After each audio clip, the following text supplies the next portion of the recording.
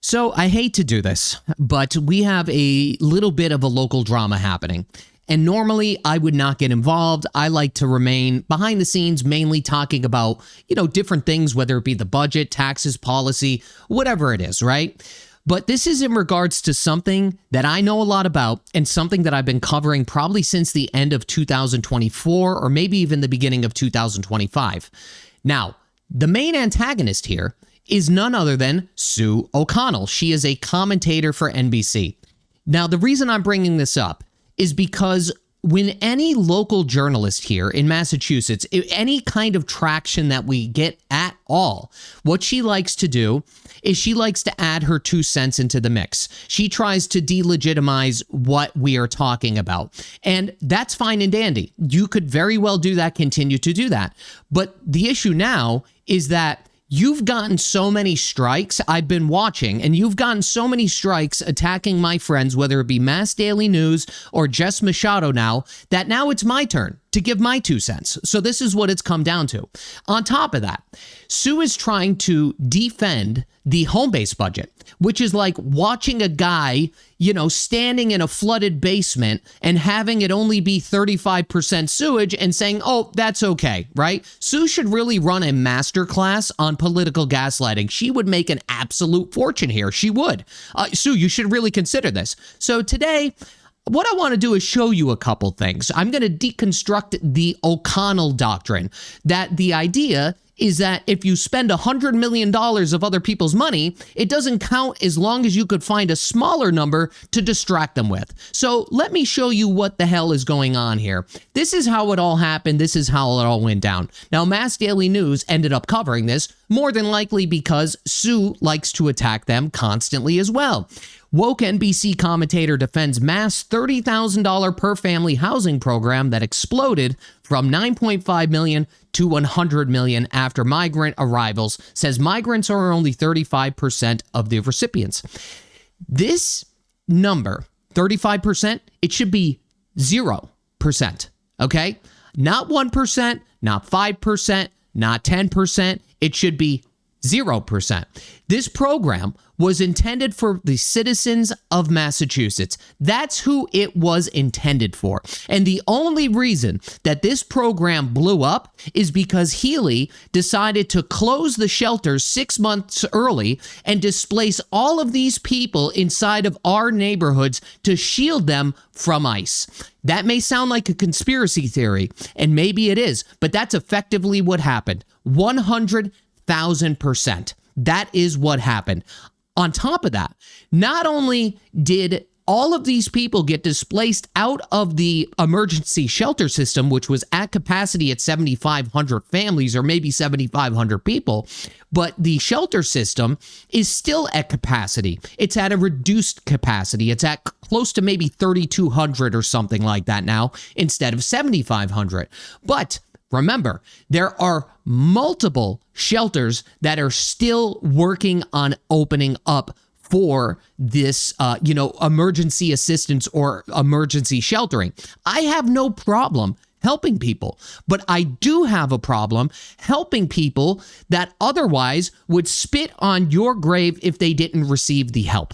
That is my problem here. And this is what happened. I'm going to show you what happened. So, Jess Machado, who, again, I am friends with these people. She outlined here the Massachusetts HomeBase program spending. $2.3 million in 22, all the way up to over $100 million in 2025. I've showed these charts before as well. We knew this was going to happen. It was obvious it was going to happen. Sue is trying to defend this from this HomeBase program as being a net benefit, a net positive. And there's a couple truths here. It is a net positive in the terms of that our state government is not spending quite as much money because it costs more money to keep them in emergency shelters versus putting them through the HomeBase program. If you don't know what the HomeBase program is, it's basically like Section 8. They get the people from the emergency shelter and they will put them through this program and they will help them find housing throughout our community. So we have people scattered all over the Commonwealth. That's basically what's going on here. Now, Sue decided to add her commentary on this, and she said that confirmation bias is when you see something and think it automatically confirms a belief you already have. Oops, here, we'll bring up the whole thing. So let's see here. Data without context or investigation is the quickest path to it. Let's take a look at the claim by Jess Machado. So basically, I'm not going to read the whole thing. It's a big wall of text. But basically what she's trying to say here is that only 35% of the recipients as of mid-2025 are illegal immigrants. Again, that number should be zero. That number should be less than zero. That's exactly what it should be. Then she goes on to saying that if you disagree with HomeBase's mission, call your state rep. Guess what I did? Guess what I did? Back in, when was this? This was back in 2025. This was back in 2025. I wrote this email. Now remember, let me pull myself up a little bit bigger here. I've spoken to coordinators for HomeBase. I've spoken to multiple people inside of the emergency shelter system that were U.S. citizens, and they let me know exactly what was going on inside of these places. Multiple people. I'm going to show you a text message from these people. Sue is missing the forest for the trees. It's not just about the money with the HomeBase program. That is a portion of the problem. The other problem, and what I think is the majority of the problem here, is that A, she doesn't know what the hell is going on inside of these programs, and B, I'm about to show you what is going on inside of these programs. This is the email that I wrote over a year ago. It says, my name is Mike Urban. I am writing to formally request an investigation into the Massachusetts HomeBase Housing Assistance Program and or the emergency shelters, which is overseen by the Executive Office of Housing and Livable Communities. Based on multiple insider reports and budget records, these are serious concerns about legal compliance, oversight failure, and possible misuse of federal funds. I've received numerous calls from both people staying at these shelters as well as case managers working with HomeBase. That is 100% true. And then I outline my key concerns, and these are obviously concerns based on talking to people. The HomeBase program may be allocating federally supported housing funds to individuals who are not lawfully eligible, including undocumented immigrants. This raises questions about violations of the Personal Responsibility and Work Opportunity Reconciliation Act and HUD restrictions, which limits federal funded housing benefits to U.S. citizens and qualified immigrants. Inaccurate employment verification. Reports indicate HomeBase staff may be accepting self-reported employment status without verifying income or requiring documentation. This opens the door for ineligible working households to receive up to $45,000 plus in housing assistance over 3 years, including rent and moving costs. Now, there's a discrepancy between the $30,000 and the $45,000 because at the time, Liz Miranda filed a mandate or some kind of policy where she wanted to, and she's a lawmaker, by the way, she wanted to increase the spend on the HomeBase program. I'm assuming that probably got shut down, but at the time, I was seeing what these lunatics were doing. I thought that this was going to pass with flying colors, amongst other things. That's why I wrote $45,000. Loopholes benefiting landlords. This is a big one, Sue. A state-funded 1-month rent bonus is allegedly being paid to landlords outside of legal deposit limits set by Massachusetts law. Because this bonus is paid by the state, not the tenant, it allows landlords to receive more than the legal cap without technically violating the statute, an incentive that may disproportionately favor certain applicants. So what that means is this. If you are a tenant and you're looking for an apartment, normally, you're able to give first month's rent, last month's rent, and a security deposit.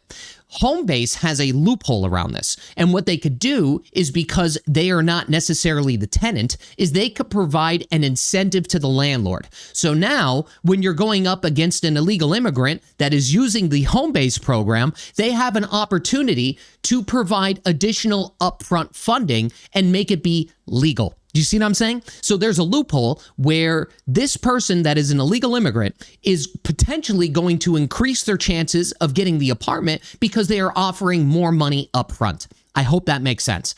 Fair housing concerns. If landlords are being incentivized to prioritize undocumented immigrants over U.S. citizens based on state-provided bonuses, this may constitute a violation of Fair Housing Act. Several individuals have contacted me with isolated but similar experiences suggesting this may not be a one-off issue. So I had a video on this, and also I shared Nate Friedman's video, another friend of mine, in regards to this. Here's the thing. The money is one portion of it. The other portion is that people are getting knocked to the last of the line in favor of illegal immigrants. That is what was happening. I don't care if it's one person. I don't care if it's two people. It should not be happening at all, but it is happening at scale. This is the most recent text message I received about the HomeBase program from somebody that is currently inside of the emergency shelters. I know this is a lot of reading, but just bear with me. Hey, Mike, I just wanted to say your latest video posted about an hour ago. You are 1000% correct on everything. My children and I are still in a shelter on an extension that runs out at the beginning of June. I'm becoming very nervous and scared. Even with HomeBase and cash assistance, I can't find a 2-bedroom in our budget. I've also received roadblocks by case managers more than help. But ironically, the people I've encountered who don't seem to be legal based off a number of things, not just looking at or hearing an accent, I'm not that shallow, have all seemed to just get a knock on their door one day and then they're told, oh, good news, we found you a place. And meanwhile, I put in a reasonable accommodation request for me and my children to be put into a scattered site for a magnitude of reasons when I first applied last July. And they didn't get back to me until the beginning of February. So if they see you as a citizen, they are basically doing nothing at all to help you. It's almost as if they don't want you to find a place and get kicked out of the shelter. So maybe the HomeBase funds could, I don't know, be saved for another person. It's very odd, but you are 100% correct. They are prioritizing illegals over citizens. And then on top of that, they are making the citizens pay for it, as you said. I'm disgusted and want to go to Mayor Wu's office tomorrow and ask very strongly to help me with housing. God knows if you are a U.S. citizen here in Massachusetts, you're not even going to get through the front door. That's what's going to happen. Considering if I was an illegal dodging a detainer, I'd probably be put in the Plaza Hotel while waiting for housing or an apartment. I don't know what to do.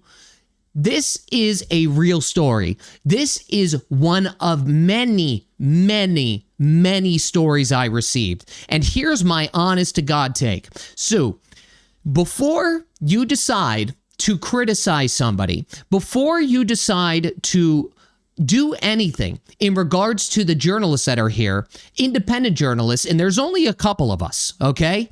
You really need to do your homework on these programs and think bigger picture. I'm not telling you not to do what you do. Continue to do it. It'll just make more content for me, okay? So the more you want to criticize these people, the more I'll just make more content out of it. That's what's going to happen from here on out. I just want to let you know that. So thank you, number one. Number two, here's what is actually happening with the HomeBase program. I think that somewhere within their documents, they probably have something as a loophole around this. And what I mean by that is this.